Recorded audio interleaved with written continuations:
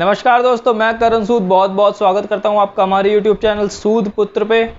दोस्तों आज विजयदशमी है, तो विजयदशमी की आप सबको मेरी तरफ से बहुत बहुत शुभकामनाएं।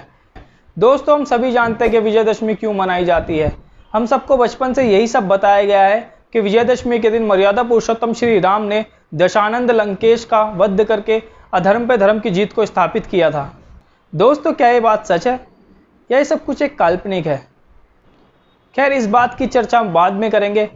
अभी हम चर्चा करते हैं सच्ची विजयदशमी की, जिसका उल्लेख इतिहास के पन्नों में स्वर्ण अक्षरों से लिखा गया है, जिसका ताल्लुका सीधा सीधा मौर्य साम्राज्य से है। वो मौर्य साम्राज्य जिसको भारत का सबसे स्वर्ण काल कहा गया है, जिसमें भारत अपनी उन्नति के शिखर पे था। तमाम दुनिया के देशों का व्यापार भारत से ही चलता था और भारत असल मायने में उसी दौर में सोने की चिड़िया कहलाता था। दोस्तों अब बात आती है विजयदशमी की, जिसका संबंध सीधा सीधा मौर्य साम्राज्य काल के सबसे शक्तिशाली राजा से जुड़ा हुआ है। जी हाँ दोस्तों, हम बात कर रहे हैं सम्राट अशोक की, जिन्होंने अपनी तलवार की चमक से और बाहुबल से पूरे भारत में अपने मौर्य साम्राज्य का परचम लहराया था। दोस्तों पूरी दुनिया की 1/3 धरती पे अपना साम्राज्य स्थापित करने वाले सम्राट अशोक लगभग पूरे भारत के राज्यों को अपने अधीन कर चुके थे। लेकिन भारत में एक राज्य ऐसा था जो सीधा सीधा सम्राट अशोक की अधीनता को नकार रहा था। जी हाँ दोस्तों, कलिंग राज्य ही एक ऐसा राज्य था जो लगातार मौर्य साम्राज्य की अधीनता को नकार रहा था और सीधा सीधा सम्राट अशोक का अपमान किए जा रहा था। दोस्तों सम्राट अशोक उस समय के सबसे शक्तिशाली और क्रूर राजा कहलाते थे, जिनके भय से सारे राजा थर-थर कांपते थे। लेकिन कलिंग राज्य पूरी तरह से सम्राट अशोक के सब्र का इम्तिहान ले रहा था, लेकिन ये इम्तिहान कभी ना कभी खत्म होनी थी। दोस्तों वो दिन भी आ ही गया जब सम्राट अशोक ने कलिंग राज्य के खिलाफ अपनी तलवार मयान से निकालते हुए सारी सेना के सामने युद्ध की घोषणा कर दी। दोस्तों कलिंग राज्य द्वारा सम्राट अशोक की अधीनता न स्वीकार करना सीधा सीधा सम्राट अशोक के अहम को चोट पहुंचाना था, और सम्राट अशोक के अहम को ऐसी चोट पहुंची कि कलिंग युद्ध को उन्होंने सीधे तौर पे खुद नेतृत्व किया और निकल गए अपनी सेना के साथ अपने घोड़े पे सवार होकर कलिंग की तरफ कूच करने। दोस्तों कलिंग युद्ध भारत के इतिहास का सबसे नरसंहार वाला युद्ध माना जाता है, जिसमें लाखों लोगों की जान गई। जिस युद्ध में सम्राट अशोक ने बहुत क्रूरता से एक तलवार के वार से कई सरों को धड़ से अलग किया। दोस्तों 262 ईस्वी में हुए कलिंग युद्ध में सम्राट अशोक ने कलिंग के राजा अनंत पद्मनम को मौत के घाट उतार के कलिंग देश पर अपनी विजय पताका फहराई, और वो एकमात्र ऐसे राजा थे जिन्होंने कलिंग देश पे विजय पाई थी। दोस्तों युद्ध के पश्चात जब सम्राट अशोक कलिंग राजधानी के लिए निकले तो उन्हें अपने हाथी पर सवार होकर युद्ध भूमि से गुजरना पड़ा। युद्ध भूमि से गुजरते हुए जब सम्राट अशोक ने युद्ध के बाद के उस मंजर को देखा तो उनका दिल दहल उठा। सम्राट अशोक के आसपास खून का समुद्र था, शरीर के कई लोथड़े इधर उधर पड़े थे, किसी का सर पड़ा था, किसी के पैर पड़े थे। सम्राट अशोक इस दृश्य को देख के पूरी तरीके से सन्न रह गए और वो जैसे तैसे कलिंग राजधानी पहुंचे। कलिंग राजधानी पहुंचते ही सम्राट अशोक की जय जयकार से सारा राज्य भवन गूंज उठा। लेकिन सम्राट अशोक की आंखों में अभी भी युद्ध भूमि का वही दृश्य घूम रहा था, अभी भी वही चीख पुकार सम्राट अशोक के कानों में गूंज रही थी, जिसके कारण उन्हें अपनी जय जयकार तक सुनाई नहीं दे रही थी और वो सन्न से होकर अपने सिंहासन पर बैठे। तभी एक नारा राज्य भवन में गूंजने लगा, सम्राट अशोक की जय हो, चक्रवर्ती सम्राट अशोक की जय हो।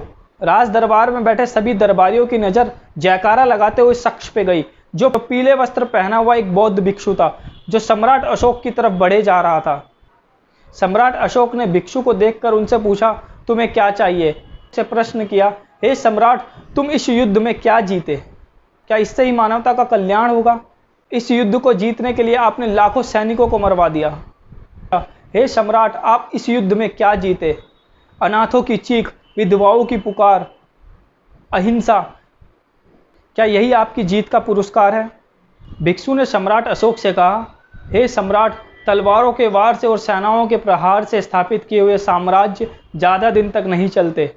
भिक्षु ने कहा, अगर असल में ही आपको एक महान शासक बनना है तो हिंसा छोड़ के अहिंसा को अपनाओ, नफरत छोड़ के प्रेम को अपनाओ और तलवार छोड़ के धम्म को अपनाओ, तब जाकर असल मायनों में आप एक महान सम्राट बनेंगे। और यही बात सम्राट अशोक के दिल में घर कर गई और सम्राट अशोक का प्रेम भिक्षु के प्रति दिन प्रतिदिन बढ़ता रहा और सम्राट अशोक ने अपने राज्य में राज्य सभा बुलाकर अपनी नियति को पूरी तरह से बदलने का निर्णय लिया। सम्राट अशोक ने हिंसा छोड़ के अहिंसा को अपनाया। मांसाहार को छोड़ के शाकाहार को अपनाया और शस्त्र को छोड़ के धम्म को अपनाया। सम्राट अशोक ने भिक्षु से कहा, हे भिक्षु, मेरे रसोई घर में जो 8000 ब्राह्मणों को भोजन कराने के लिए पशुओं की बलि दे के भोजन तैयार किया जाता है, मैं आज से उस पर प्रतिबंध लगाता हूँ और मैं खुद भी मांसाहार छोड़ के शाकाहार को अपनाता हूँ। उसके तुरंत बाद बौद्ध भिक्षु उपगुप्त ने सम्राट अशोक को बौद्ध धर्म की दीक्षा देते हुए कहा, बुद्धं शरणं गच्छामि, धम्मं शरणं गच्छामि, संघं शरणं गच्छामि। सम्राट अशोक ने बौद्ध भिक्षु के वाक्य को दोहराया और बौद्ध धर्म की दीक्षा ग्रहण की और इसी दिन को विजयदशमी के रूप में बहुत धूमधाम से मनाया गया। उसके बाद सम्राट अशोक ने जीव जंतुओं की हत्या पर पूरी तरीके से प्रतिबंध लगाया। सम्राट अशोक एकमात्र पहले ऐसे राजा थे जिन्होंने जीव जंतु और पशुओं के लिए जगह जगह पे अस्पताल खुलवाए और उनकी देखरेख पूरी तरीके से करी। और इसके बाद सम्राट अशोक ने पूरी दुनिया में जाकर बौद्ध धर्म का प्रसार किया और इसी तरीके से सम्राट अशोक एक महान सम्राट बने और पूरी दुनिया में उनकी लोकप्रियता आज भी मानी जाती है। दोस्तों, तो ये था विजयदशमी का सच जो हमसे छुपाया गया है, लेकिन मैं अपने लोगों से विनती करूंगा कि इस सच को ज़्यादा से ज़्यादा लोगों तक फैलाएं और उन्हें जागरूक करें। दोस्तों, आज की वीडियो में बस इतना ही। मिलते हैं अपनी नेक्स्ट वीडियो के साथ। तब तक के लिए जय भीम, जय संविधान, दुआ सलाम। दोस्तों, वीडियो पसंद आए तो वीडियो को लाइक करें, शेयर करें, हमारे चैनल को सब्सक्राइब करें और हमसे जुड़े रहने के लिए बेल आइकन दबाना ना भूलें।